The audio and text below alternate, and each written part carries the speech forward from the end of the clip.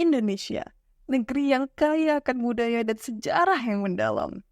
Namun, bagaimana Islam, salah satu agama besar dunia, bisa sampai ke negeri dengan pulau-pulau yang indah ini?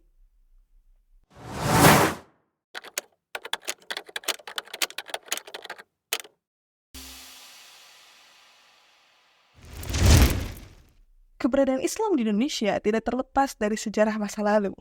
Makna sejarah adalah dialog pemikiran antara seseorang dengan fakta hasil rekaman masa lampau. Semestinya fakta itu harus disusun sejujur mungkin sehingga tidak terjadi kebenaran semu atau pemutarbalikan makna suatu peristiwa.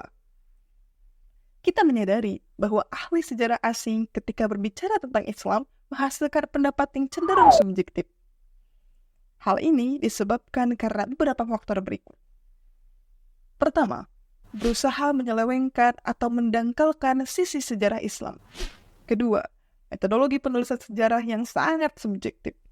Dan ketiga, pemahaman mereka tentang Islam hanya sepotong-potong dan tidak utuh.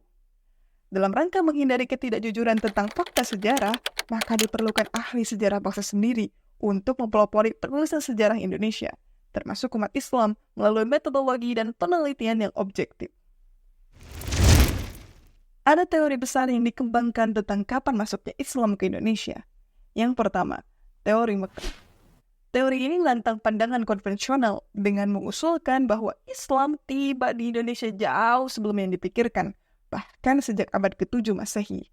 Menurut teori ini, pedagang Arab terutama dari Mesir membawa Islam ke pantai Sumatera.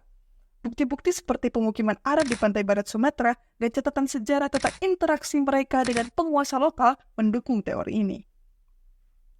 Yang kedua, teori Persia.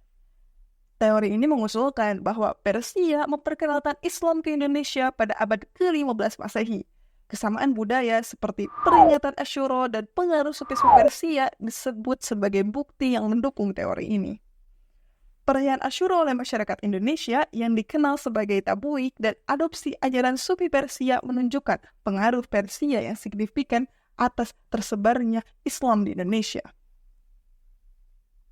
Yang ketiga, teori Gujarat. Teori Gujarat berpendapat bahwa Islam tiba melalui pedagang India dari Gujarat pada abad ke-13 Masehi. Ini menyoroti hubungan perdagangan yang telah lama terjalin antara Indonesia dan India. Yang terakhir, teori Cina. Teori Cina menyoroti pengaruh budaya Cina dalam penyebaran Islam di Indonesia. Bukti-bukti arkeologis seperti piring porselen dari dinasti Ming banyak ditemukan di masjid-masjid kuno. Pengaruh Cina dalam penyebaran Islam juga tergambar dari catatan sejarah tentang prajurit Cina yang terlibat dalam penyebaran agama Islam di Indonesia. Namun, terlepas dari teori mana yang benar, kedatangan Islam telah mengubah wajah Indonesia membentuk kesultanan Muslim yang mempengaruhi budaya lokal dengan nilai-nilai Islam. Dampak Islam terasa dalam segala aspek kehidupan di Indonesia, dari arsitektur hingga bahasa, menegaskan pentingnya agama ini dalam membentuk integritas bangsa. Dengan menjelajahi teori ini, kita dapat memahami perjalanan Islam di Indonesia dan bagaimana agama ini menjadi bagian yang tak terpisahkan dari kehidupan dan budaya di tanah air Indonesia.